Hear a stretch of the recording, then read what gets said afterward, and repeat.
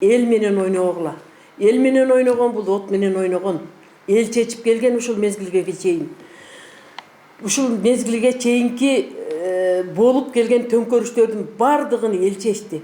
Эл эмне себептен чечти? Соттордун адилетсиздик чыгарган чечиминин айынан. Жайлорондук эски судьясы Самах Төлөн аттуу мыйзамсыз чечим чыгарган.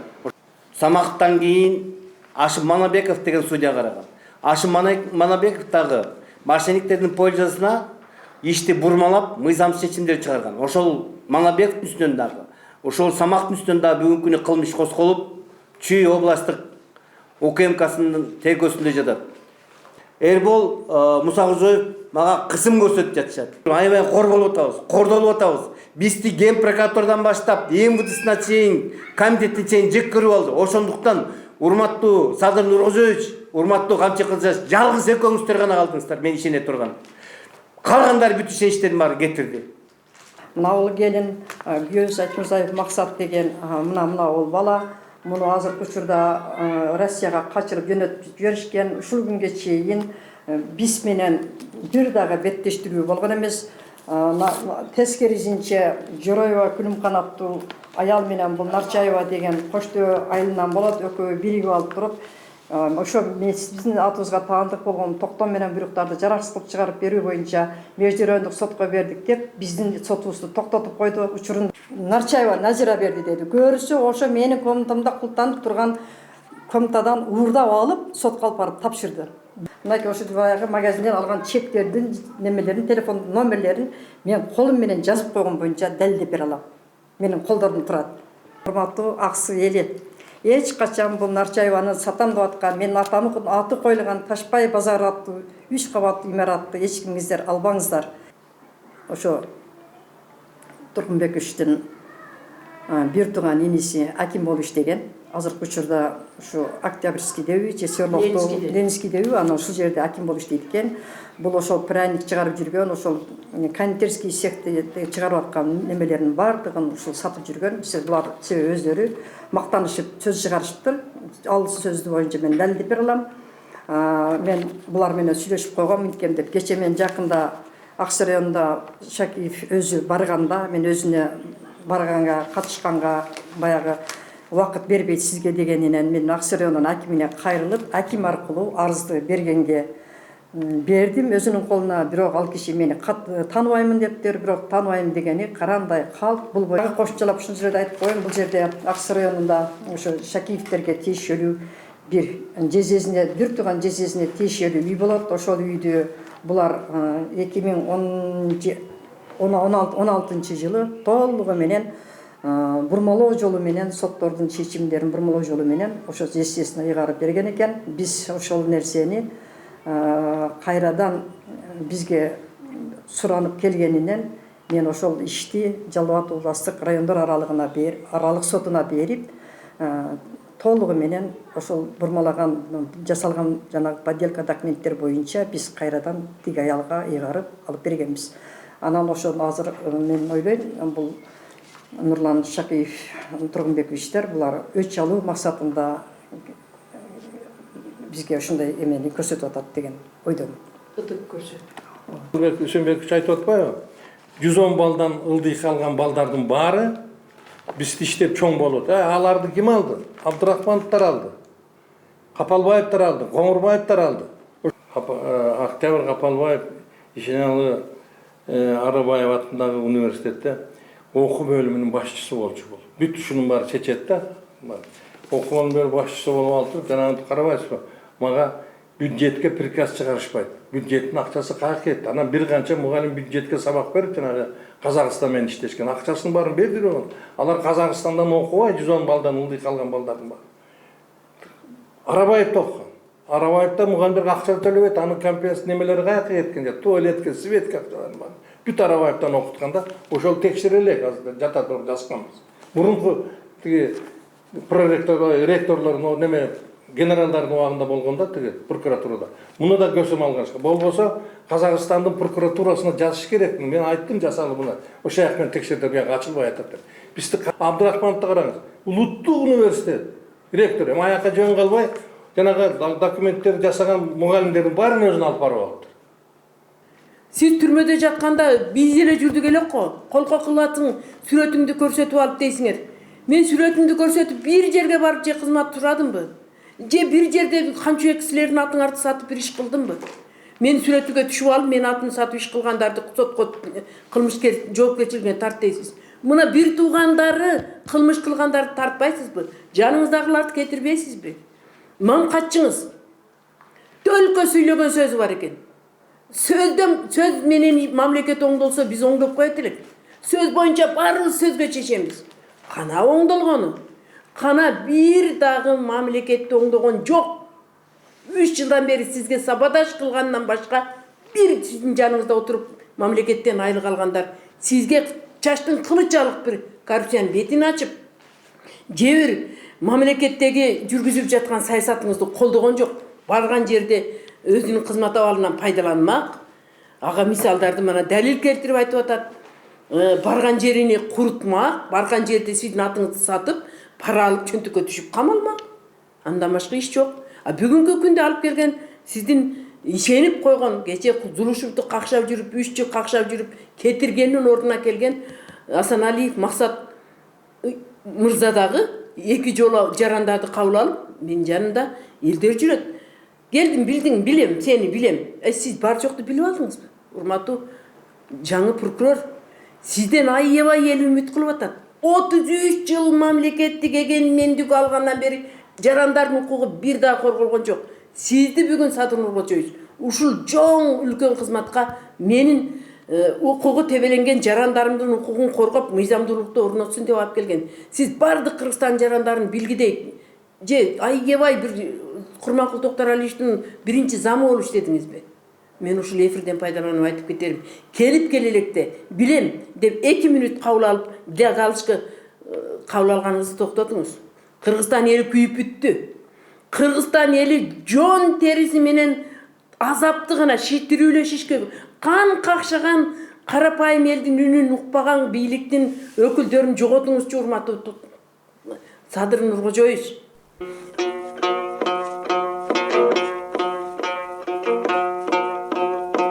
Урматтуу Facebook колдонуучулар жана YouTube көрүүчүлөр, биз дагы эле ошо соттордон жана укук коргоо органдарынан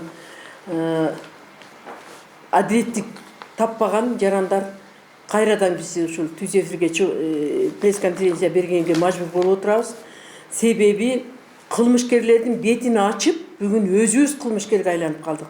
Себеби эч качан кылмыш кылгандар өзүнүн айыбын мойнуна албайт экен. Булар групповой бардыгы биргелешип кылмышты жасап, анан кийин бирини бири калкалап, анан жаш тергөөчүлөрдү сатып алып, керек болсо коркутуп, ыдык көрсөтүп, ушунун натыйжасында бир дагы Кыргызстанда кылмыштуулуктун бети ачылбайт экен. Муну мен 24 жылдык мэр жазык коомдук бирикмесинин укук коргоо тармагында элдердин укугун коргоп жүрүп, өзүм күбө болуп, жон терим менен сезип, чындыкты алып чыгып жүрөм.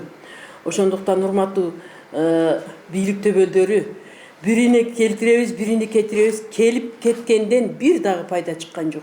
Мына ага мисал, бүгүн түнү менен Матниязова Сүриям көлдөн келип, жашар жери жок, мен үйүмдө жашап жүрүп, азыр кечинде башкы прокуратуранын кеңсесинде барып, түнкү саат бир 11-12ге чейин ошол жерде боздоп ыйлап отурду.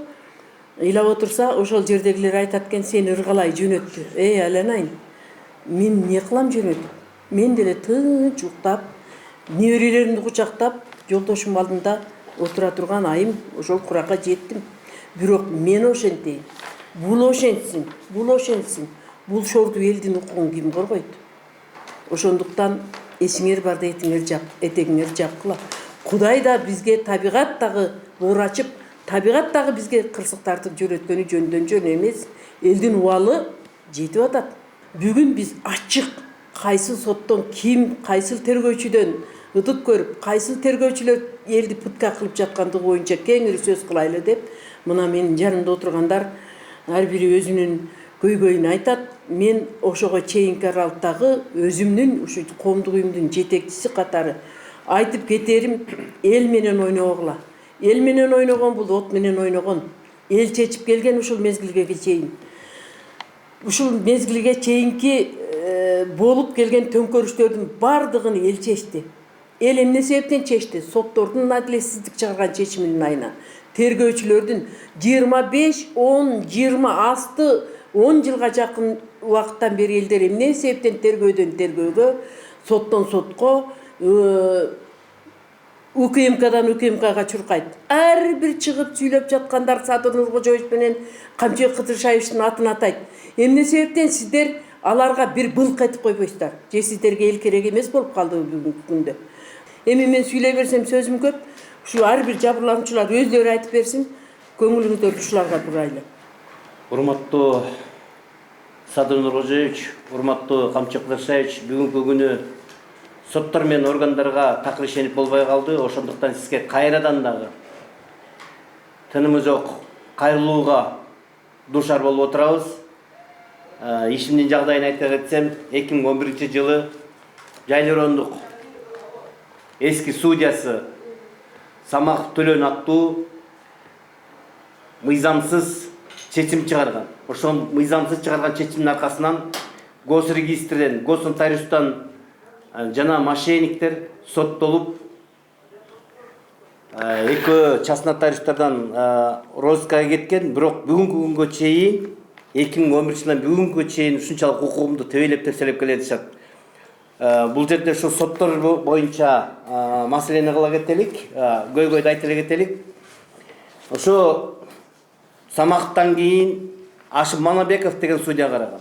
Ашым Манабеков дагы мошенниктердин пользасына ишти бурмалап, мыйзамсыз чечимдер чыгарган. Ошол Манабековдун үстүнөн дагы, ошол Самахтын үстүнөн дагы бүгүнкү күнү кылмыш козголуп, Чүй областтык УКМКсынын тергөөсүндө жатат. Бирок ушуларга эч кандай баа берилбей келе жатат. Мыл өкөндөн кийин дагы Урмат Чырмашев деген бар. Ошол Урмат Чырмашев дагы мыйзамсыз чечим чыгарган. Мыйзамсыз чыгарган чечимдин негизинде бүгүнкү күнү Чүй областтык прокуратурасы өзүнүн токтому менен 19-июнь 24-жылы ушу Жайлы мурунку судьясы, эски судья Чырмашев Урматтын жана Бостонов Нурдиндин үстүнөн козголгон кылмыш боюнча бүгүнкү күнү жандандырды. Бирок тергөөсү бүгүнкү чейин чакырган жери жок. Эч кандай тергөө жүргөн жок деп айтылам. Бул тергөөдө, бул соттордун ишинде, жарандык ишинде катышкан соттун секретарлары протоколдо менин колум эмес деп менен сурак протоколунда көрсөтүп беришкен. Андан кийин ал мындай болушу мүмкүн эмес деп тергөөчүлөр ишенбестен почерский экспертизага беришкен. Почерский экспертиза ошол секретардын көрсөткөн көрсөтмөсүн аныктап далилдеп берди. Экспертизада ошол сотто коюлган протоколдордо секретардын колдору эмес болуп чыкты, жалган болуп чыкты мындайча айтканда. Ошол судья Самаховдун, Бостоновдун, андан кийинки бүгүнкү күнү Ош областында судья болуп отурган Асанова Чолпон Карыпбековнун үстүнөн да кылмыш иштери козголгон. Бирок бүгүнкү чейин мына УКМКда турат. Эч кандай жылыш жок. Булар тескерисинче бүгүнкү күнү мага өчүшкөндөй теңирден тескери ошол 2011-жылдан бери арестте турган үйдү мындан кийинки судьялар Турсунбеков, Таалай Жайлы судьясы болуп кеткен. Ал үйдү камактан чыгарып берип атат. Ал бул областтан бузулуп, кайра камакка түшүп атат. Андан кийин Акылбекова Жылдыз деген судьясы дагы бир жолу аресттен чыгарып, анысы дагы областтык соттон кайра бузулуп кетип атат. Бүгүнкү 24-жылы 11-январда судья, Жайлы судьясы эч кандай мени сотко чакырбастан Жороева Гүлнара Чырмашевна деген дагы чечим чыгарып, үйдү камактан чыгарган. Бүгүнкү күнү 19-апрель 24-жылы үй сатылып кетти. Ошол үй сатылып кеткендиги боюнча жаңы факты менен Жайлы райондук ички иштер тергөө бөлүмүнө кайрылсам, мына бүгүнкү чейин ошону кайра калкалап кыршабайт этип жатышат. Бул жерде ошол үй сатылып кеткен боюнча камакта турган үйдү сатылып атат. Бул соттордун чечимдери менен 3 камак бар эле. Бирөө уголовный дело менен коюлган. Уголовный делонун негизинде мошенниктер жана госрегистр госнотариустар соттолгон, бирок срок давности өтүп кеткендигине байланыштуу камалган эмес. Андан кийин ушу Самактын чыгарган чечими менен Кудай мага боор ооругандыгына байланыштуу ушул Самактын 29-ноябрь 2011 жылкы чыгарган үйдө аресттен чыгарган аныктамасы жалган болуп чыгып, жана анда печаттары жок, Самактын бир колу бар, бир колу жок болуп, госрегистр госнотариуска түшкөн, ошол арест чыкпай калган. Ошого байланыштуу бүгүнкү күнү 20 май 2024 жылы кылмыш иш козголуп, бирок бүгүнкү чейин тергөө жүрбөй жатат. Себеби ошол тергөөнүн негизинде бүгүнкү күнү госрегистр, госнотариус жана үйдү сатып ийген мошенниктер камалыш керек эле. Бирок камалбай жатышат. Бүгүн дагы ушул Жайыл райондук тергөөчүлөрү, тергөө бөлүмүнүн башчысы Билалов Элдар, Бактияр жана Элдар Мусакожоев дегендер дагы ушул кылмыш ишин бүгүнкү чейин тергебей бурмалап жатышат. Эски иштерге кошуп, башка бирөөнү тартымыш болуп, ошону менен иштеген жерден бул жерден дагы Кудайдын боору ордубу, же прокуратуранын боору ордубу, бул жерден дагы азыр иштер сынып кайра тергөө келди. Тергөөдө кайра бүгүнкү күнү, бүгүнкү күндөн баштап мага таң эртеден баштап Билалов менен тергөөчү Эрбол Мусакожоев мага кысым көрсөтүп жатышат. Бул жерде ушу мен берген өтүнүчтөр боюнча 27 вопрос бар. Ошо 27 вопросто көрсөтүлгөн адамдарды менен очный ставка кылбай, тергөө иштерин жүргүзбөй, тескерисинче менин үй бүлөмө, менин келинчегиме кысым кылып, мен ошону сурайбыз деп атат. Мен айтып атам, мына кылмышкерлерди сура, аягында менин келинчегим показания берсин деп атам.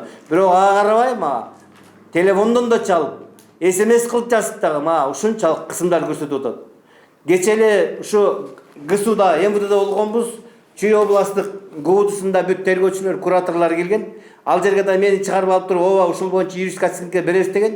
Мына бүгүнкү күнү Ильяс деген ушул Жайыл райондук куратору бар. Ошого кайрылсам, ал айтат, иштин жагдайын сурап көрөйүнчү, тергөөчүдөн эмне кылып атат, мен билейинчи дейт да. Мына азыр телефон чалып билди.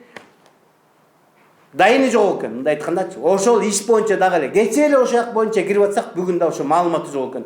Мына урматтуу кыргызстандыктар, бүгүнкү күнү ыйласа, ыйлаганын көзү жаман, айтса, айткандын сөзү жаман болуп туруп, аябай кор болуп атабыз, кордолуп атабыз. Бизди Ген прокуратурадан баштап, МВДсына чейин, комитетине чейин жек көрүп алды. Ошондуктан урматтуу Садыр Нуркожоевич, урматтуу Камчы Кызжаш, жалгыз экөөңүздөр гана калдыңыздар, мен ишене турган. Калгандар бүт ишеничтерин баары кетирди. Кече дагы жаңы арыз бердим. Министр Улан Ниязбековго бир да жолу арыз бериле келем. Бирок эми ошол арызыма кандай жооп алам, кандай жооп күтөм билбейм, бирок Улан Омокановичке да терең ишенем. Бүгүнкү күнү кимге арызымды бөлүп берди билбейм, бирок жеке көзөмөлүңүзгө ал деп ошо кайрылдым эле. Эмесе менин ушу дартымды, менин мугумду угуп коюңуздар. Жалгыз башымдагы үйүмдү мошенниктер тартып алып, азыр эми кайра дагы башка бирөөгө арестте турган үйдү сатып ийгени бул мыйзамга да жана адам кечиликке да жатпайт. Эмесе сиздерге чоң рахмат. Мен ушу технологияга катышууга аргасыз болуп жатканымдын себеби соттоодон адилетсиздигинен келүүгө аргасыз болдум. Урматтуу Казакстан президенти Садыр Нуркожоевич жана Кынчыбек Кыдыршаевич, сиздерге маалымат толук жетпей калгандыгынанбы, же маалыматтар ушу туура же турмаланып келгендигиненби соттор эмнегедир ушул күнгө чейин адилетсиз чечим чыгарып атышат. Анткени мен 2017 жылы Аксы районунун Кербен шаарынын тургуну Нарчаева Назира аттуу аял жана Айтмырзаев Максат күйөөсү ушулар менен жакшы мамиледе болуп жүрүп, менин атамдын аты коюлган Кербен шаарында Ташбай базары аттуу 3 кабаттуу имарат 656 метр квадрат жерге 3 кабаттуу имаратты курган жеринде бош тургандыгынан бул Нарчаева Назира караматы же ушул ишканаңызды иштетпелүү дегеннен эмне кылып иштетебиз, сенде да иш жок, мен акча жок, менде да акча жок десем, чоң суммада кредит албайлык дегеннен мен кредит ала албайм, анткени мен чорнуга түшүп калгам десем, жок эже, мен кредит алсам болот, мен атыма өткөрөлү, аны мен баягы курган имаратымдын 2 жана 3 кабаты толугу менен бүткөн эмес, корпусу турган, ошол 2 этаж менен 3 этаж толугу менен бүтүрүп аласыз түшкөн пайданы тең бөлүп берем дегенден мен макул болуп кредит алуу максатында Аксы райондук көз регистрине барып, ошол Айтмырзаев Максаттын күйөөсүнө ошогонун атына өткөрүп бергенбиз. 2017 жылы 5 июнь күнү өткөрүп бергем. Ошол күндөн баштап бул мени 1 жылга чейин кошпой келди. Анан мен 2018 жылы июнь айларында барып мен буга айттым, Назира эмне кылыш керек мынаны деп ошентсем айтты, Карамат эже, мен да көрүп атасыз, мен дагы мына бир канча эмелерден карыз болуп калып, баягы ремонт жасаганга мүмкүнчүлүгүм жетпей атат дегенинен, анда мен айттым, анда менин балам бир кредит алды, эптеп бүтүрүш керек десем, айтты, ооба деди, жакында кредит бергендер ошол 2-этаж менен 3-этажды көргөнү келет, эптеп ошону бүтөрбөсөк болбойт дегенден өзүмүн каражатым менен баламын 400 миң алып 570 миң сомдо эмеге бир Азамат аттуу балага которуп, ал Бишкектен 1 фура толтура материалды алып барды. Ошол материал менен мен 2018 жылы өзүм толугу менен 2 миллион 800 миңге бүтөрдүм. Бүтөргөндөн кийин бул кайрадан мага Карамат эже, сиз бүтөрдүңүз, мен уялып атам, сиз эми ашкана кыламын деп атасыз, ал жерге стол алганга, идиш аяк алганга сизге акча керек болуп атат. Мен ошону бүтөрүп берейин сизге, бүтөргөнгө акча жасап берейин, акча алып берейин дегенинен, канча алып бересиң десем, 2 миллион алып берем деди. 2 миллион алып берет экен деп дагы ишенчек жаным, дагы ишенип, мен ага дагы макул деп баягы эме кылсам, ошо 2-этаж менен 3-этаждын күлүчүн мага таштап кетиң деди, күлүчүн бердим. Банктан келип көрүшүп турушум менен дагы жүрөм, 1 ай күтөм, 2 ай күтөм, 3 ай күтөм, жок, 4-чү айда анан мен өзүм Азия банктан сүрүштүрсөм, мага айтпастан 1 миллион 600 миңди алып алыптыр. Ушуну менен биринчи алганда 4 миллион алган, андан кийин 1 миллион 600 миң алды. Ушуну менен 5 миллион 600 миң акчаны өзү иштетип, ушул күнгө чейин бая пайдаланып келгендиги боюнча мен анан билип калып, мен 2018 жылы 25 декабрда Аксы райондук роодусуна арыз менен кайрылдым. Аксы райондук сотуна кайрылган, милиция роодусуна кайрылганымда ал жердеги тергөөчүлөрдүн мурунку иштеген ошо Абдраимов Айбек аттуу, Иманалиев Мамбеков Акыл аттуу тергөөчүлөрдүн шалакылыгынан ушул күнгө чейин тергөө амалдары толук жүргүзүлбөй келди. Мен ошону менен алардын билдирүүсү менен 2019 жылы 5 майда мен Аксы райондук сотуна бердим. Ошол сотко бергенимде мынакей ошо жанагы мен айтып аткан Нарчаева Назира деген мына бул келин, күйөөсү Айтмырзаев Максат деген мына бул бала. Муну азыркы учурда Россияга качырып жөнөтүп жиберишкен. Ушул күнгө чейин биз менен бир дагы беттештирүү болгон эмес. Тескерисинче Жороева Күлүмкан аттуу аял менен бул Нарчаева деген коштөө айылынан болот, экөө биригип алып туруп, ошо биздин атыбызга таандык болгон токтом менен буйруктарды жараксыз кылып чыгарып берүү боюнча Между райондук сотко бердик деп биздин сотубузду токтотуп койду. Учурунда соттон толугу менен ошо Жалал Абад областык райондор аралык соттон жеңип келгенден кийин мен анан кайрадан ишти жандандыруу боюнча Аксы райондук сотуна бердим. Аксы райондук сотунан толугу менен мага чечилди, Жалал Абадтан мага чечилди. Андан барып жогорку сотко барганда кайра кароого деп туруп жөнөтүп жиберди. Кайра кароого деп жөнөткөн учурда Ниязалиева Наргиза деген аттуу адвокат пайда болду. Ошол учурда бул алып барып кайрадан кароого Бишкек шаарынан кайтарып алып барды. Аксы райондук сотунан кайра кароого келгенде эле Акылбеков Карел деген судья ошол жерден карап биздин берип аткан бир канча далилдерибизге маани бербестен ошол далилдерибиздин бардыгын четке кагып туруп Аксы райондук сотунан өтүнүчтөрүбүзгө дагы маани бербестен Аксы райондук сотунан ушул биз мынакей сүйлөшүп келгенбиз. Биздин сүйлөшкөндөрүбүз боюнча мынакей жогорку соттогулардын баары билет, мен бузуп кайтарып келгем деп туруп ушул аял кайтарып алып келди. Ошону менен Аксы райондук сотунан кайрадан тиги Нарчаева Назирага чечти. Ал жерде андан жогорку сотко келдик. Жогорку соттон дагы ушулардын пайдасына чечип койду. Андан кийин мен кайрадан жаңа ачылган жагдай менен мен адвокатым жогорку сотто бүт дело менен таанышып, делонун ичинен таап чыккандан кийин мен балама өткөргөн учурда мен кур пустой участканы өткөргөн экем. Мен өткөргөндөн кийин мен балам өзүнүн ошо никелешкен аялымын атында экөөбү өздөрүнүн каражаты менен бүтөргөн имарат боюнча мен келишимдерди через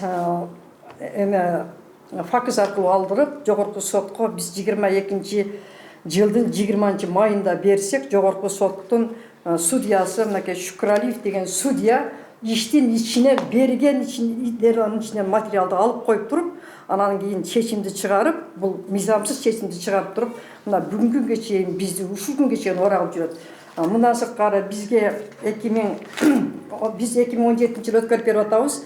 2017-жылы 24.08-де бизди ушу Бишкек шаарындагы Азия банктан Нарчаева өзү бизге тилкат жазып бергиле деп тилкат жаздырып алган. Бул тилкат боюнча биз эмнеге жаздырып атасың десек, карамат эже, бул жөн эле керек экен, баягы сумма чоң болгондуктан деп, бул өзү сатып алуу келишим негизинен мындан жогору турат. Анан бизге ушинтип жаздырып алгандыгы боюнча азыр соттордун бардыгы ушуга таянып атышат. Бул боюнча биз далилдеп берип атабыз. Бул Нарчаева ал банктын сотрудниги болбосо, кантип ал банктын ичинен жаздырып алганга акысы бар деп айтсак дагы ушул күнгө чейин маани бербей келди. Көрсө бизге азыр бизге ушундай маалыматтар жетип атат азыркы учурда.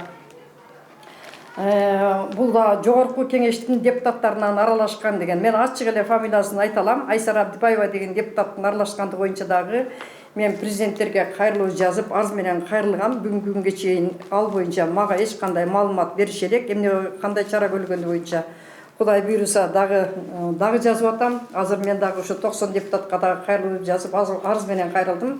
Мындан тышкары мен дагы жаңачылган жагдай деп туруп, жаңачылган жагдай менен жазсам, мына кечеги күнү эле мени ушу 23-жылдын 4-апрелине чейин каршы пикириңиздерди бериңиздер деп туруп, мага өзүнчө билдирүү барды.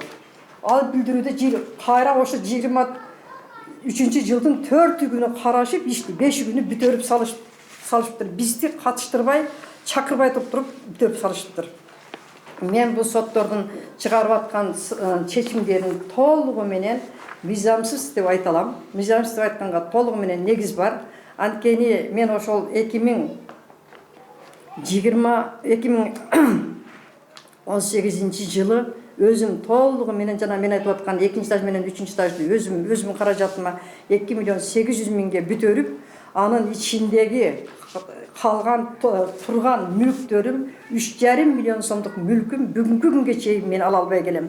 Ал боюнча мен кечээ дагы ошо МВДга кирип, МВДга бере турган арыздарыбызды бердик, тиешелүү эмелерди бардыгын тапшырдык, айттым, дедим. Ошол учурдагы менин 13 комната жасагам, 3-чү кабатынан 13 комнатанын ичинде менин өзүмө тиешелүү бир канча 3,5 миллион сомдук мүлктөрүм турган жерди өз башынча ачып кирип алып, ачып киргенди боюнча дагы Аксы райондук РОЗУна арыз менен кайрылгам. Бүгүнкү күнгө чейин бир адам чара көрө элек. Анысы аз келгенсип, мына ошо жарага Аксы райондук сотунда сот болуп аткан учурда ошо Ниязалиева деген адвокат мына ошол жердеги 2-стажды менен 3-стажды Нарчаева деген бүтөрүптүр. Мынакей ошол жерге кетирген товарлардын чектери деп туруп, мына чектер тапшырды. Мынакей бул 10 барактан турат. 10 барактан турганда мен ошол жерде ал жерге суроо бердим. Бул 10 баракты кайсы жерден алды десем, бизге Нарчаева берди деди. Түп нускасы кимде десем, бул боюнча аудио, видео жазуулар бүт тартылгандары бар. Бизге ошо Нарчаева Назира берди деди. Көрсө ошо менин комнатамда култанып турган комнатадан уурдап алып, сотко алып барып тапшырды. Бүгүнкү күнү мен азыр жазган арызымды азыр келтирдим. Бул боюнча мен өтүнүч келтирем. Иш али баштала элек, иш башталса, териштирүү башталса, мен муну өтүнүч келтирип, анан ошол бул тапшырган кагаздарда мынакей ошо баягы магазинден алган чектердин немелерин, телефон номерлерин мен колум менен жазып койгон боюнча далилдеп бере алам. Менин колдордум турат. Анан бүгүнкү күнү тиги ошо Нарчаевалар, Айтмырзаев Максаттар Россияда качып жүрөт. Муну боюнча бүгүнкү күнү эмеге Аксы 77 деген бизде эмеге чыгарып коюптур, жарнамага чыгарып коюптур. Тез аранын ичинде сатып, биз судьялар айтты, биз качып Россияга кетип калышыбыз керек деген эмени айтып атышыптыр. Мен ушу эфирден пайдаланып, жалпы Аксы элине кайрылып кетем. Урматтуу Аксы эли. эч качан бул Нарчаеваны сатам деп аткан, менин атамдын аты коюлган Ташбай базары аттуу 3 кабаттуу имаратты эч кимиңиздер албаңыздар. Эгер алсаңыздар адашасыздар. Себеби бул соттордун бардыгын булар акчага сатып алган. Бир жагы, экинчи жагы жогорку кеңештин депутаттары аралашкан деген маалымат толугу менен бар. Бул боюнча менде толугу менен далилдеп бергенге негиздерим бар. Телефондо тартылуу, буга чейин дагы бир канча жолу арыздар менен кайрылып келгем. Алардын далили болуп эсептелинет. Мен Аксы райондук роусуна, Бишкек шаарынын МВДсына кайрылып кетем, башкы прокуратурага кайрылып кетем. Урматтуу Камчыбек Кыдыршаевич, Садыр Нуркожаевич, ушул тез аранын ичинде мен айтып аткан ошо Нарчаеванын күйөөсү Айтмырзаев максаттарды тез аранын ичинде табып алып келип, кылмыш жообуна тартып, иш козгоп берсеңиздер деген өтүнүч менен кайрылып кетким келет. Карамат айым, сиз өткөндө айтып аттыңыз эле. Ушул ишке жогорку кеңештин төрагасы Нурлан Шакиевдин дагы катыштыгы бар деп. Ооба, азыр айтып. Ушул боюнча да айтып бериңизчи. Атайын Аксыдан келген экен. Ооба, өтө туура суроо бердиңиз. Мен бул сурооңузга толугу менен жооп бере алам. Себеби буга чейин дагы болуп келген. Нурлан Тургунбекович бул биздин президентибиздин буйругу менен негизинде Аксы элине чогулуш өткөрүп, жолугушуу менен барганда мен ошол жерде көпчүлүк элдин ичине барып, элдин алдында өзүм кайрылуу жасап айтканмын. Тилекке каршы менин кайрылып жаска айткан сөздөрүмү бирин да чыгарган жок. Андан кийин дагы тиги Бакыт Эргешевич менен да барды. Ал боюнча дагы кайрылдым, ал боюнча дагы эч кандай реакция берген жок. Бул боюнча менин бизде ошо Тургунбековичтин бир тууган иниси аким болуп иштеген. Азыркы учурда ушу Октябрьский деби, Серлокту Ленинский деби, анан ушул жерде аким болуп иштейт экен. Бул ошол пряник чыгарып жүргөн, ошол кондитерский цехти чыгарып аткан немелердин бардыгын ушул сатып жүргөн. Булар себеби өздөрү мактанышып сөз чыгарышыптыр. Ал сөздү боюнча мен далилдеп бере алам. Мен булар менен сүйлөшүп койгом мынткем деп. Кече мен жакында Аксы районунда Шакиев өзү барганда, мен өзүнө барганга, катышканга баягы убакыт бербейт сизге дегенинен мен Аксы районунун акимине кайрылып, аким аркылуу арызды бергенге бердим өзүнүн колуна. Бирок ал киши мени тааныбаймын дептир, бирок тааныбайм дегени карандай калп. Бул боюнча булар буга чейин дагы ушундай сотторго аралашып келгендиги боюнча менде соттун чечимдери бар. Кудай буйруса бул боюнча мен ушу президент менен Камчыбек Кыдыршаевичтен кайрылып суранып кетет элем. Мага комиссия түзүп беришсе, комиссияларга мен дагы ошолорду далил катары бергенге аракет жасаймын деген үмүтүм бар. Дагы кошумчалап ушул жерде айтып коеюн, бул жерде Аксы районунда ошо Шакиевтерге тиешелүү бир жезесине, бир тууган жезесине тиешелүү үй болот. Ошол үйдү булар 2016 жылы толугу менен бурмалоо жолу менен, соттордун чечимдерин бурмалоо жолу менен ошо жезесине ыйгарып берген экен. Биз ошол нерсени кайрадан бизге суранып келгенинен мен ошол ишти Жалал Абад областык райондор аралык сотуна берип, толугу менен ошол бурмалаган, жасалган жанагы подделка документтер боюнча биз кайрадан тиги аялга ыйгарып алып бергенбиз. Анан ошол азыр мен ойлойм, бул Нурлан Шакиев, Тургунбековичтер булар өч алуу максатында бизге ушундай эмени көрсөтүп атат деген ойдомун. Өтүп көрсөт.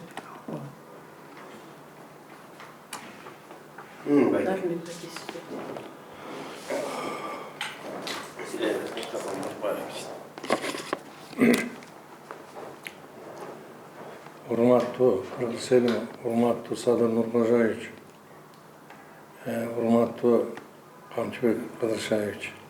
Мен сиздерге кайрылуумдун себептери болду 3-4 немелерди, материалдардын негизинде кайрылууга туура келип калды.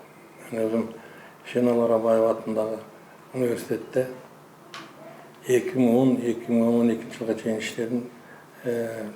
По совместительству на должности доцента деп приказ чыккан мага. А жерден анын баары тең печаттары бар, өзünün директори, өзünün бухгалтерлары болот экен. Эки институтка саат жетпей бөлгөн. Институт истории, социального правообразования, анан институт гуманитарных знаний деген. Булар бири Арабаева экен. Үчүнчүсүнө да саат жетпей, ал Арабаевдин өзүнө васиет экен. Бир эмес экен да. Ал жерге журналисттерге социологиядан берген сабак. Бардын баарына берсем, анан сабак берип атсам эле, булар акчамды, айлыгымды бербейт. Ученый степенге төлөбөй коюшат. Ученый степенге төлөбөй коюшат дагы. Бул гуманитарный знания. Төлөбөй койгондон кийин анан мен сотко кайрылам. Берсем, анан булар көрсө, сотко кайрылсам, булар соттон эптеп кичиктеп алышат. Алгандан анан мен кайрадан катчасына документтер менен таанышсам, көбүнчөсү студенттердин ведомстволору менин атыман кол коюп жасалган экен. Аны сот карабайт. Аны сот карабайт да, сот убагында мен Первомайская кайрылам. О жери мындай экен. Мен лекция окусам, семинар алсам 11-12 жылдары. Анан муну Касмалиев У деген бар экен. Мен кандидат, социологиянын кандидаты, Касмалиев Нарынбек Хусейнович болом да. Бул жерге Касмалиев У деп ошол экзамен алды, ошол зачетторду алды, старший преподаватель деп берет. Анан ага сотко Айдаралиева дегенке мен ага суроо бердим, официально. Бул мугалим ким Касмалиев деген? Мен муну көргөн жокмун. Мунун паспорту, мунун приказы барбы десем жок, булар отказ кылган. Анан муну сот ошол жерден буларга кат жасады. Тияка Арабай университетине кат жазса, ал кезде экс директор Төлөбай Абдурахман башкарып турган. Капалбаев болсо илим боюнча бөлүмүнүн башчысы биринчи болот. Анан Коңурбаев деген биринчи проректор болот ошол. Булар сотко бергенде мен иштебейт деп кат беришкен сотко. А мен 12-12 жылдарда лекция алып окуп турам да, менин ордума булар акча жасашканда немелерди ведомство студенттер. Анан бул жер аз келгенсип, ведомство гуманитарныйда. Ведомство зачетканы өчүрүп туруп замазка кылышканда, шваб салганда, швабтыр өткөзгөн. Ошонун баарын анан сотко бергенден анан булар анан экинчиси ИИСП болот го, институционалдык. Буларга бергенде булардан Курумбаева деген башкарат экен, эже. Ал чакырып барат. Ага чейин анан жамааты профсоюз уюмунун жамааты университеттики ректор өзү уюштурат түшпөй. Мен анан мага 5 жыл иштесин, акчасын ылдан бергиле деп берсе, анан келсем Курумбаева бербейт да, анан даже 10-жылдагы трудовой договорумду бер десем, анткени решение профсоюз 5 жылга чейин иштесин, акчасын берди да. Булар тытыбырык, себеби степенге төлөбөгөндө, степен кандидат боюнча төлөгөндө акча көп кетмей экен да. Булар почасовой оформить этип коюшат. Мен анын баарын отказ кылып баарын берип жөнөттүм. Анан баары албайт. Канча жыл басылды. Бул негизи сот буларга иш косколду да. Иш косколду. Иш косколгонго чейин о жерде жанагы биринчи буларды мактанып жүрбөй. 337 статьяга жумуштан пайдаланган деп о жерден прокуратура чечим чыгат. Ген прокуратурадан бияк. Андан кийин анан жанагы жасалма документтерди текшерип баштаган укмуш. Анан экинчиси булар ушундай амал кылганда жана игизи боюнча гуманитарный знания боюнча 11-12 иштеп атам да, булар 11-12 бир эл айга акча которот дагы учебный жылда. А калган октябрдан баштап июнга чейин сен иштеген эмесиң документ жасашып. Мына бул жерде сол. Бул жерге 700 гана 40% котордум. Если степенге төлөгөндө должность оценканы башкача кетип, бул жерден да которулуп калды. Пенсияга да чыкпайт. Анан бул жерде дагы экинчи жагы тиги институт история социального правообразования булар өзүнчө менин атыман трудовой договор түзүшөт. А мен решение профсоюздун чечиминин негизинде мен берсем, буларга чечим 5 жыл калсын, немеден бергиле акчаларын деп, анан төлөгүлө акчасын деп берсе, а булар тытыбырды трудовой договорду келишим. Менин ордума жазып сотко өткөрүшөт. А жерде менин колум жок. Мен кол койбой койдум. Каяка кеттим ал кезде? Каяка жоготтуңар могу? Onun birincisini tapkılan men anan kılgın. Ana oşoğunca bular özlerini çuyuşup alıp, men üstümen özlerini çaktı düşüp barın ten jasayt. Ana bolgonda bir yerden aylam getip, тиги немеге министерство немеге окуу билимин боюнча Кыргыз Республикасы министрине кайрылам. Министерствосуна кайрылсам, бул жерде эми уяттары жок да. Ушул текшерип койгуламы, жалган документ жасап атышты. Булар анткени атайын бүтүрүүчү балдар да социология, социальный работниктер. Ошолорго диплом алды да. Кол жазган диплом жем жарабайт. Анан булар мага ошол кезде жанагы $1 миллион же $100 000 ошол менен 5 айыпты кимиси соттолбоду, кармалып, образован. Ошолордун кезинде сүйлөштүр, ал жерде зам министри Оморов деген бар экен. Оморов. Мен кайрылсам, Арабаевда не нашло своего подтверждения деп колума кагаз беришет. Экинчиси, бу жерде өзүм дагы айтып коюп, жерде кичине алысыраактан баштайын. Могу революция болгондо мен күн чыгыштарган биринчи объектини кайтарып күзөттө турдум да, күзөттө турганда ошондо Садыр Нуркожоевич объектini алам деп келди. Объектini алып келип анан элдин баары турат, сүрөткө түшөбүз деп. Анан астында маңгайында турам. Мен сизге 3 суроом бар дедим. Милимий тарапта караш керек деп. Биз азыр Арабаев жөнүндө, образование жөнүндө ушунчалык коррупция сизди жылдырбайт депсем, деп уктудан орто жолдо бир баланы айттым. 2 бала бар экен, тумалак жетим кылган. 2 сааттан кийин ушулар көчөдө калат десем, телефон чалдырды, баласына бир квартира берди сразу. Анын үчүнчүсүн айттым. Мен илимий иштерим боюнча жашыруун саясий немелер партиялар бар экен. Чет мамлекеттик. Ошонун методун иштеп чыктым деп айтып чактан мен түртүп кетти жактан. Ошондон жазсам, бул мезгилде кыйындыгын карабашы пайдаланып туруп, муну жасаткан факт. Анан келгенде мен экспертизага бердирдим муну. Экспертизага берсем, почерк исследования дейт экен.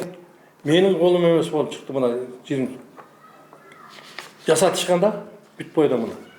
Менин колум эмес. Ушулардын баарын берип жасатты. Бир эмес, бул 20, анан 22-жылы дагы бердим мен буларга. Тияктан Свердловдо эле. Свердлов райондон өткөзүп аткандан территориалдык кайра бияка Первомайск алып келди.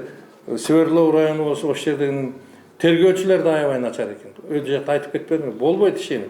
Баары текшерсем, мына кайра текшерсем бүт бойдо мен тарапка чечип берген. Үчүнчүсү экономикалык бухгалтерлик экспертиза чыкты. Бул жерден булар дагы мага чечип берди. Доцентский должность, кандидаттык степенге тең.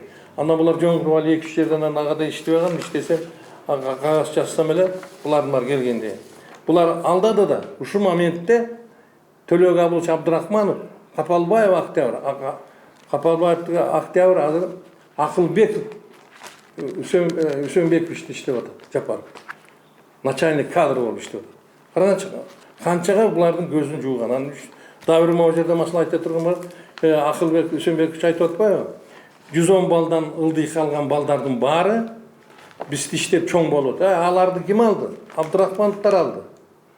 Капалбаевтар алды, Коңурбаевтар алды. Ошолор жасап алган, могу жерде берип өткөндө жазсам, муну аппарат башчылары дагы эми кичине арырактан болуш керек, жанында жүргөн. Биякта жүрүп биз президентке таш сөгүп аткан адамдарды таап чыгып карап, кой болбойт деп жүрсөк, жанында иштеп акчасын алып машинесин минип жүргөндөрдүн баары служебный. Буларга жакшы иштетпей, анан өткөндө тиги генеральный прокурорго жазсам, генеральный прокурор жаңы келгенде жазсам, эч киргизбей атат да. Кайра эле замдар алып алат, ар күнгө жиберет, анан Бишкек прокуратурасына жүрүп, Бишкек прокуратурасы кайра немеге жиберет, тергөөчүгө жиберет. Тергөөчү карабайт да, акырына чейин карабайт. Могу жерде тиги неме тергөөчү карабай койду да. Тергөөчү карабайт, анан могу жерде подполковник бар экен, 1-май прокуратурасында. Ким деген Назырбеков экен. Бул кишиге рахмат. Бак. Тем более аябай чечип берди. Бүт баарын ГКМБдан бери изилдеп келип, ГКМБга да дегенде жазсам, бул Камчыбек Кыдыршаев иштегенге чейин бүт басканда, бүт басып, алардын баары чоңоюп кетти. Бүт басып кайра эле баарын бул киши келген, баарын эле жаба бергенде кайра алып. Анан бул киши таап чыгып, кайра мына 12-13 кишини могу жерде Курумбаева, Зайниев, Таласбеков, Сатыбалдиев, Дүйшен Алиев, Амантур уулу Эркинбекова, Капалбаевтарды кайра суроо деп берет жазып. Муну ошо боюнча текшербей таштап салышты. Ташык бар жатат.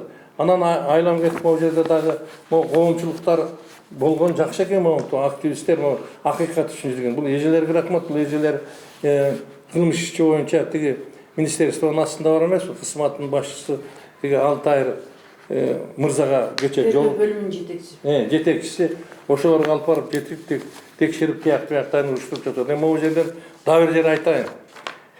Булар неофашизм тарабындагы адамдар пайда болгонго дейм да. Могу жерде Жапаров деген мугалим бар экен, профессор байкуш. Өлгөнү жаткан экен, аялда мугалим экен. Бул Абылгазиевке чейин баары тең жазышыптыр. Бул эми эски советский мугалим да. Мугалимдер ушунчалык немеси ыдыр баарын түшүрүштү, тиги авторитеттер. Китепканасын үйүндөгү алып келип берген экен, бөлетиге. Аны берип салсаң, бер жагында зам директору, бир жагы жанагы экс-президенттин биринчи аянын күйөөсү де табирлер ошол жерде иштеген да бир. Тиги эшикке коридорго чыгарып салып тура, өлөлөк жаткан. Анан аял келип айтса, байкуш киши ыйлаган келет да.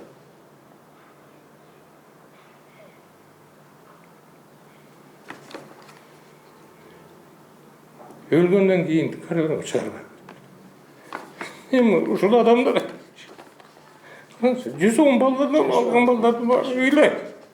Ушунча илимий иштер жасап анан могу жерде мен президент менен тиги Ташиевди колдоп атсам, булар жактырып атат бер жагынан. Караңызчы булар. Эмне келди? Эми алар кайра барып алып, улуттук университетте ректор болуп иштеп атат. Ал жерге алып моралдык укугу жок ал. Центральный вуздан бүтүп келгендердин бар. Мен де центральный вузду бүткөм. Капалбаев жаш бала турушкан ошол жерде арак ичип ошол жерде жүрүш, арак саттырчу. Университет арак саттырып атып, мен сабатпады вот тиги ак үйдө турганда. Анын баарын жазсам карабайт, эмнеге жетпейт. Ошол себептен биз анан ылдамыраак болсо эле өтүп бардык. Могу жерде көп сөз, булардын баарын эми эсиңизге алып, ушуларды ылдам жеткизип берип, текшертип, мыйзам чегинде сотко жөнөтсө десек, мына кече киши жанагы Алтайыр мырзага бардыгы, ошол киши өзүн алса текшерет. Ген прокурорго жасап тажаны жага киргизбейт. Кайрылып алдап туруп Бишкекке чейин. Чоң мафия. 110 балдын ар жагында булар Казакстан менен келишим түзөт. Абдрахманов убагында турган. Келишим түзгөндөн кийин бул жерде бюджетке да сабак берем да. Бюджетке мага приказ чыгарышпайт. Сен кантип мен жазбайм бюджетке айтып, завкафедра айтат да айтып. Булардын акчасын завкафедра ошол жерде Амирдинова, булар Капалбаевдер баары билгенде өзлөрү бөлүп алган жыйын окшойт. Ушуну баарын тең жаздым. Жазып берген Капалбаевдин колдору бар экен, бу жакта жазып. Немеде? Бюджеттик приказ чыгарууга себеби техникалык бизден ката кетип калды, кечирип койгула контракт менен. Контракт менен сиз бере албайсыз. Контракт өзүнүн чакта. Ага сабак. Бюджетке болсо силердин акчаңар дотация, элдин акчасы. Мына бу жактан да ала албаган, ушунга чейин сотталган бул жерден эң негизгиси мени иштебейсиң деп документ жасашкан. Стажы жок деп башында айтпадымбы? Караңыз, анын баарын тең таап чыктым. Ошол себептен мен де пенсияга чыккан жокмун. Кармаштын себеби стажым өлүп атат да. Стажым өлүп атат. Ушундай иштерди көп жасаган, чыдабадык да, анан бар сураарыбыз эми билбейм кандай болот, кимге барып айтабыз. Кече эле муну кимге да жазган экенмин. Камчыбек Кыдыршаевичке жазган экенмин. Текшерт десе, барып текшерсем, кече кагаз келди, 660 менен булар деле сурап аптыр. Кекен будан ишти болуп менин ишиме кошуп койсун тергөөчүгө деп. Булардын ар бирин сураш керек болчу жанагылардын баарын. Эмнеге коркот булардан? Ар бирин сурабай туруп, карасаңыз, жөн эле отписка кылып жиберип койгон. Башында бу кишинин астында да бар экен. Мафия менен занимать этип колдогон адамдар бар окшойт могу. Именно тиги азыр Кекен бунун астында. Бул кимге чейин уюшулуп калганда? Камчыбек Кыдыршаевичке чейин. Ошолор менен жойсун акыркысында эми мен илимий иштер боюнча баарын тең жаздым, эске алсын. Биз Ташиев менен кимдин Садыр Нуркожоевичтин авторитетин колдоп атабыз биз. Авторитетин биякта жүрүп алып. Авторитет. Эми ошого караңызчы, аларды сөгүп атат. Баарын уруп атат. Бирок ал кишинин ичинде сокур киши деле мындай көрбөсө да көрөт да мындайча айтканда. Угат да кулактары укпаса да. Билинип атат да, кичиде кетип атат мындай шамалдын жакшы жактары, кыргыздарга караган жактар. Анан ушулар десек баары эле басат, жок кабыл албайт могу. Баарынан күйгөнүн караңыз, официальный жасап анан могу жерден чоң болуп кетсе. Анан мен жаздым арызга. Эмне үчүн булар о жерге жазган экенмин. Булар неме наказание албай эле почему повышается деп. Ушул жарай ушунун баарын иреттеген жанагы начальник бөлүм башчылары башкарат да, муну дашыкпор таштап койгон карабай. Анан могу жерде соцзащитаны карабайбыз мага жасаган мына пенсияга которбой койду пенсияга акчаларын. Анан эми где-то мен уттум ушулдан кетип калса жакшыраак болот, биз жакшы бүтөбүз, дагы эле колдойбуз. Мондай эжелер бар, андан көрө буларга статусту өкмөттүн уровенде берсе, ушул адамдардын баары, элдердин баарын топтоп мына биз өзүбүз келип атабыз, иштеп жүрүп. Чыгарып, акыйкат деген жок тергөөчүлөрдүн арасында. Прокуратуранын баары басып атышат. Анан ошол себептен кечиресиздер, суранарым, эсиңиздерге алып коюңуз, убактысы болсо бизди приемга алсаңыз, калган иштерди айтабыз. Көп документтер айтылыш кыйын экен. Мен дагы кошумча кетким келди. Себеби бул Нарчаева Назира деген 10 миллион акча бергенбиз деп айтып жүрүшөт. Мен айтып атам, 10 миллион акчаны бул жакта туруп турсун, мага берген жерин көрсөтүп бергиле десек, ушул күнгө чейин бир да жолу сотко же күйөөсү, же өзү барып катышкан жок. Ошол экөөнүн катышуусуз бүгүнкү күнгө чейин соттордун чечими толук чыгып бүттү. Мен эми азыр дагы ушу даярданып атам. Мен келдимин атынан арыз бергенге, Кудай буюрса ушу өз бурчуна төккөнгө эме кылып атабыз. Анан бул Азия банктын кредит берген бала, Улан деген бала келип, сенин канча акчаңар бар дегенде, бунун Нарчаева Назиранын апасы больницада иштейт. Больницанын акчасын алып келип тарттырган боюнча дагы менде далилдер бар да. Ушуну дагы кошумчалап кетейин деп атам. Ушу 10 миллион акчаны бердим деп айткан адам бүгүнкү күнгө чейин бирөөсү Москвада качып жүрөт, а бирөөсү күйөө аялы тиги адвокаттарга акчаны берип коюп, сотторго акчаны берип коюп, мынакей бүгүнкү күнгө чейин сотко катышпай келип, ошолор катышуусуз соттун чечими чыккандыгы үчүн мен бүгүнкү соттун чечимдерин мыйзамсыз деп айтканга толугу менен негиз бар. Ошон үчүн мен дагы Кадырбек Кыдыршевич менен Садыр Нуркожоевичке кайрылып кетем. Жасап аткан ишиңиздер өтө жакшы, бирок толугу менен элдерден маалыматтар толук жетпей калгандыгы үчүнбү иши кылып, иш алдыга жылбай атат. Эгер ушундай кылып туруп алып бара берсе, сиздерди өтө чоң уят кылып коет деген үмүттү бар. Могу жерде дебедимби, экинчи бири Арабаев, бири Арабаев да өзүнчө деп. Булардан бир дагы стипендия акча төлөшкөн жок, алган жок, документ жок. Анан могу жерде тарых жана социалдык укукту билим берүү институтунда булардын амалын караңызчы, ИГЗдан бир эл айга акча которуп коюп атпайбы, жете сен иштеген эмессиң деп, институт гуманитарный. А булардын амалын караңыз, апрель, май, июнь айына сен кол кой дейт, трудовой договор өзүлөрү жазып барганда фальшивый. А мен кол койбогом, кара тиги решение профсоюздуку деп. Кол койбогом. А булар май, июнь айына сен кол койсоң сага акчабызды берет. Мен кол койшон үчүн апрель, май, июньна мен отпускымды алган эмесмин. Булардын амалы соцзащитага акча которгон, толук, бүт айга караңызчы. Кандай хитро поступил. Апрель, май, июнь алган жок. Бизде жасам баары тең эле немелер сурабайт бар. Ушуну кошумчалайын дегенде бар. Октябрь Капалбаев Ишеналы Арабаев атындагы университетте окуу бөлүмүнүн башчысы болчу бул. Бүт ушунун баары чечет да. Окуу бөлүмүнүн башчысы болуп алып, жанагы карабайсызбы? Мага бюджетке приказ чыгарышпайт. Бюджеттин акчасы каяка кетти? Анан бир канча мугалим бюджетке сабак берип, жанагы Казакстан менен иштешкен. Акчасын баарын бердирип, алар Казакстандан окубай, 110 балдан ылдый калган балдардын бар. Арабаев окуган. Арабаевда мугалимдерге акча төлөбөйт, анын компенсация немелери каяка кеткен, туалетке, светке акчалары бар. Бүт Арабаевдан окутканда ошол текшерелек, азыр жатат туруп жазганбыз. Мурунку тиги ректорлордун неме генералдардын убагында болгондо тиги прокуратурада. Муну да көсөм алгачка. Болбосо Казакстандын прокуратурасына жазыш керек. Мен айттым жасалы буну. Ошол жактан текшердип ачылбай атат деп. Бизди канча миллион акча жасалган могу жерде. Баары өкмөткө түшүш керек баардыгы. Азыр иштеген ишимди айтып коем.